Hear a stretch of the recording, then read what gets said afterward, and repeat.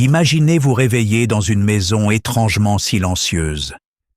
Vous attendez le frottement familier de pantoufles dans le couloir, la voix qui appelle votre nom, ou la présence rassurante d'un être cher dans la pièce voisine. Puis, la réalité s'impose. Cette personne ne reviendra pas. Le silence, autrefois apaisant, fait maintenant mal de solitude. Vous vous retrouvez face à un avenir que vous n'aviez jamais imaginé. Un avenir sans elle. Comment avancer quand la moitié de votre monde a disparu?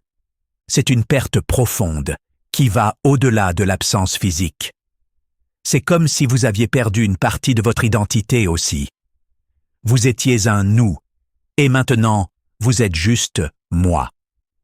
Les gens autour de vous proposent des conseils bien intentionnés. Occupe-toi l'esprit. Il ou elle voudrait que tu sois heureux. Mais rien ne comble ce vide. Dans ces moments-là, il est facile de prendre de grandes décisions sous l'effet du chagrin ou de la peur, des décisions qui semblent bonnes sur le moment, mais qui peuvent engendrer plus de douleur à long terme. C'est pourquoi aujourd'hui, il s'agit de reconnaître ces pièges potentiels. Perdre quelqu'un qu'on aime est déchirant, mais il est possible de se protéger et d'avancer avec sagesse, même en pleine guérison. Je veux partager 5 erreurs courantes que les gens commettent après la perte d'un partenaire. Des erreurs qui peuvent entraîner des difficultés financières, des tensions relationnelles ou une solitude plus profonde. Et il est crucial de rester jusqu'à la fin.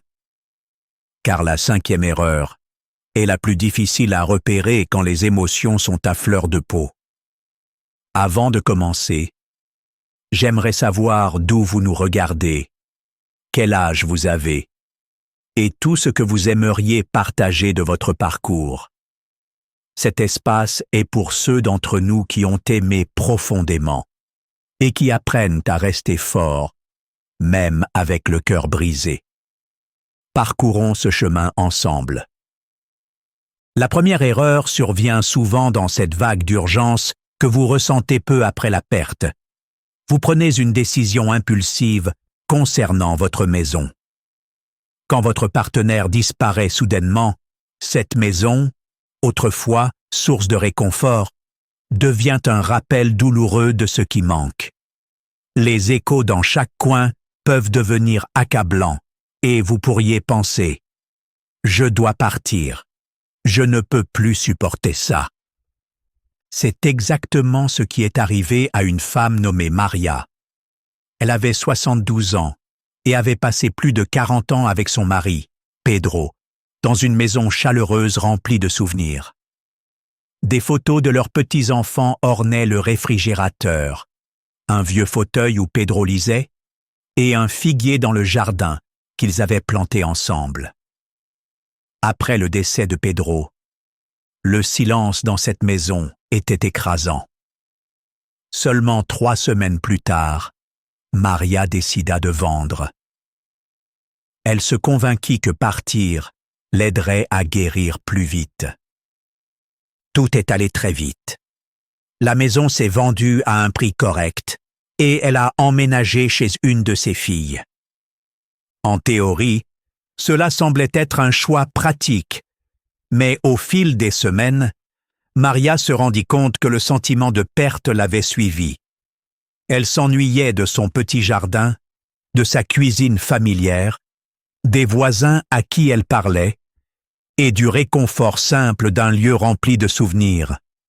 Un jour, elle a avoué « Je pensais que fuir notre ancienne maison ferait disparaître la douleur, mais je l'ai simplement emportée avec moi. » Le deuil crée un sentiment d'urgence. On cherche un soulagement, n'importe lequel, face au rappel constant de l'absence de l'autre. Mais les grandes décisions, comme vendre sa maison ou déménager, nécessitent du temps pour mûrir. Quand on est émotionnellement vulnérable, le jugement peut être brouillé. De nombreux conseillers suggèrent d'attendre au moins 6 mois à 1 an avant de prendre des décisions irréversibles concernant le logement. Utilisez ce temps pour faire votre deuil, parler avec vos proches, réfléchir à si vous voulez vraiment un nouveau cadre ou juste une pause face à l'immense chagrin. Vous pouvez faire des changements plus petits qui ne ferment pas les portes. Si la maison vous semble étouffante, partez quelques jours, rendez visite à vos proches ou réaménagez les meubles. Vous pouvez même louer votre logement temporairement si vous le pouvez, juste pour voir comment la distance affecte vos émotions. L'essentiel est de vous accorder assez de recul pour savoir si votre envie de partir vient d'un lieu de clarté ou d'un besoin d'échapper à la douleur. Car abandonner une maison, ce n'est pas juste perdre un lieu physique. C'est aussi renoncer à un point d'ancrage, à un moment où vous en avez le plus besoin. La deuxième erreur fréquente est de confier entièrement la gestion de vos finances à vos enfants ou à des proches sans garantie juridique appropriée. C'est naturel de se sentir submergé par les factures, les applis bancaires et tous ces papiers, surtout si votre partenaire s'occupait des finances. Soudain, vous vous retrouvez seul avec cette responsabilité et il peut sembler tentant de dire « Je vais tout mettre au nom de mon fils, il s'en occupera pour moi ». C'est ce qui est arrivé à Ernesto. À 78 ans, il se retrouva veuf et émotionnellement vidé par la gestion du budget, le paiement des impôts et les comptes de la maison. Son fils proposa « Papa, laisse-moi gérer tout ça, mets simplement les comptes à mon nom. » Sans trop réfléchir, Ernesto signa des documents, transférant ses économies, les actes de propriété et son compte courant à son fils. Au départ, c'était pratique, un souci de moins pour Ernesto. Mais quelques mois plus tard, quand Ernesto eut besoin d'argent pour une urgence médicale, il ne put accéder à ses fonds. Son fils hésita, repoussa, trouva des excuses. Légalement, tout était désormais au nom du fils.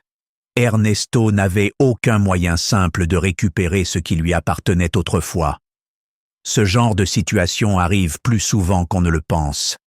Parfois parce que les membres de la famille agissent de manière irresponsable ou, pire encore, profitent de la situation. D'autres fois, ils ne réalisent simplement pas la gravité de l'engagement pris. Être prudent avec ses finances n'est pas un signe de méfiance. C'est une façon de préserver sa dignité et son autonomie. Si vous avez besoin d'aide, envisagez une procuration révocable plutôt qu'un transfert total. Une procuration révocable vous permet de reprendre le contrôle si vous vous sentez mal à l'aise. Consultez aussi un avocat ou un conseiller de confiance avant de signer quoi que ce soit que vous ne comprenez pas entièrement. Le chagrin accablant peut vous faire croire que vous ne pouvez pas gérer seul, mais souvenez-vous, demander de l'aide ne signifie pas renoncer à tout ce que vous avez construit. Cela signifie s'associer avec quelqu'un de confiance selon des termes légalement sûrs. La troisième erreur est plus insidieuse. S'isoler socialement par peur, tristesse ou les deux. Quand on est blessé, on a tendance à se replier. On ne décroche plus le téléphone, on ferme les volets et on se persuade qu'on n'a rien à offrir au monde extérieur. C'est une réaction compréhensible. Le deuil peut sembler être un fardeau trop lourd à porter en public. Mais un retrait prolongé peut nous enfermer dans une routine où la solitude devient notre compagne quotidienne. L'histoire de Rosa en est la preuve. Elle avait 79 ans, active dans sa communauté, appréciée de ses voisins, toujours présente aux événements locaux. Mais lorsque sa sœur est décédée, Rosa s'est repliée sur elle-même. D'abord, elle évitait ses amis, puis elle cessa de consulter son téléphone. Finalement, elle n'ouvrait même plus la porte aux visiteurs. Quand quelqu'un a enfin insisté pour vérifier qu'elle allait bien, ils l'ont trouvée seule dans son salon, en peignoir, regardant en silence par la fenêtre. 3 mois entiers s'étaient écoulés ainsi. 3 mois d'isolement quasi total. Nos esprits et nos corps ne s'épanouissent pas dans une solitude prolongée, surtout quand on est en deuil. Le contact social, même doux, aide le cerveau à rester actif. Un appel téléphonique, une promenade avec un ami, ou simplement changer d'environnement peut vous rappeler qu'il y a plus dans la vie que l'écho de vos propres pensées. Des études ont montré qu'un isolement prolongé peut entraîner dépression, anxiété et déclin cognitif plus rapide. C'est un peu comme une plante qui se flétrit si elle reste trop longtemps dans le noir. Alors, comment briser ce cercle? Vous n'avez pas besoin de remplir votre agenda d'événements. Commencez petit. Un appel régulier à un ami, une courte promenade dans le quartier, un café hebdomadaire dans un lieu familier. Si le poids du deuil est trop lourd, tournez-vous vers un conseiller ou un groupe de soutien, des personnes spécifiquement formées pour vous aider à traverser les tempêtes du chagrin. Si vous remarquez qu'un voisin ou un ami se replie sur lui-même, n'hésitez pas à frapper à sa porte ou à lui laisser un mot attentionné. Un peu de gentillesse peut être la bouée qui ramène quelqu'un vers le monde. La 4e erreur est de se lancer dans une nouvelle relation avant d'avoir vraiment guéri. Le cœur humain a une capacité incroyable à aimer, et perdre votre partenaire de vie peut amplifier ce besoin de connexion. Quand le silence à la maison devient insupportable, il est tentant de trouver quelqu'un, n'importe qui, pour le combler. Mais essayer de remplacer l'amour trop tôt conduit souvent à une peine plus profonde. Ramon s'est retrouvé dans cette situation à 73 ans. Il avait perdu sa femme après plus de 40 ans de vie commune. Submergé par la solitude, il s'est rapidement rapproché d'une femme chaleureuse et sympathique rencontrée dans un centre pour seniors. Soudain, ils passaient presque chaque jour ensemble. Mais en vérité, Ramon était terrifié à l'idée d'être seul. Il n'avait pas traversé son deuil. Il ne s'était pas permis de comprendre ce que signifiait vivre sans sa femme. Il espérait que cette nouvelle relation atténuerait sa douleur. Au lieu de cela, il se surprenait à comparer chaque petit détail, à se sentir coupable de tourner la page et à tomber dans des disputes. Pire encore, ses enfants s'inquiétaient qu'il se précipite dans une relation uniquement par peur et non par véritable affection. Retrouver l'amour peut être un beau chapitre à tout âge, mais cela ne devrait jamais être une tentative désespérée pour fuir le chagrin. Guérir, c'est s'autoriser à pleurer, à se souvenir et à redécouvrir peu à peu qui l'on est sans son partenaire. Vous saurez que vous êtes plus proche d'être prêt pour une nouvelle relation quand vous ressentirez une paix avec le passé et non une envie de l'effacer.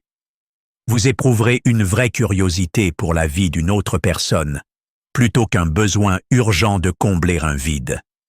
Chaque cœur guérit à son propre rythme. Il n'y a pas de calendrier fixe, mais prenez un moment d'introspection avant de dire oui à une nouvelle romance. Cherchez-vous à célébrer ce nouveau lien ou tentez-vous simplement de fuir le vide? Un véritable compagnon honore votre histoire au lieu de chercher à l'effacer. Quand vous êtes dans cet état d'esprit, une nouvelle relation peut réellement enrichir votre vie plutôt que d'ajouter à votre douleur. Nous arrivons maintenant à la 5e, et peut-être la plus importante erreur. Négliger de mettre de l'ordre dans sa propre vie après le décès d'un être cher. C'est quelque chose que beaucoup d'entre nous évitent, car il est inconfortable de penser à sa propre mort juste après en avoir perdu quelqu'un. On dit des choses comme « je ne veux pas penser à ça » ou Je m'en occuperai plus tard, repoussant le sujet comme s'il n'était pas important. Mais laisser les choses en suspens peut devenir un fardeau pour votre famille ou vos amis quand ils devront prendre des décisions à votre place. L'histoire de Carmen est un exemple frappant.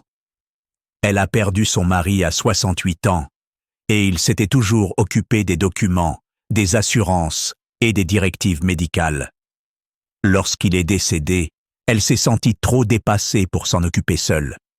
Finalement, elle s'est convaincue qu'elle le ferait, un jour. Mais ce jour n'est jamais venu.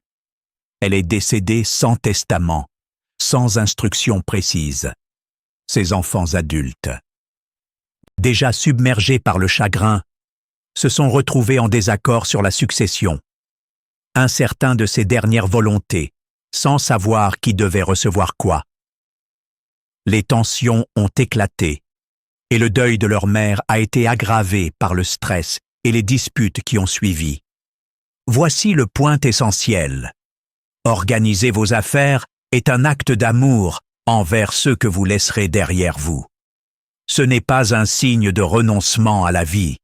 C'est un cadeau de clarté pour ceux qui tiennent à vous. Commencez par rassembler les documents essentiels, vos pièces d'identité, informations d'assurance, coordonnées bancaires, titres de propriété, directives médicales et une liste de vos médicaments ou allergies. Si vous le pouvez, rédigez un testament simple ou, au minimum, notez vos préférences sur qui devrait gérer vos affaires. Faites savoir à vos proches où trouver ce dossier. Même si vous ne possédez pas grand-chose, la clarté peut tout changer pour ceux qui vous survivent. Si vous n'êtes pas sûr des aspects juridiques, consultez un professionnel qui pourra vous aider à rédiger un testament ou à créer une fiducie. Le processus n'est pas aussi intimidant qu'il y paraît, surtout comparé au chaos qui peut surgir sans plan clair.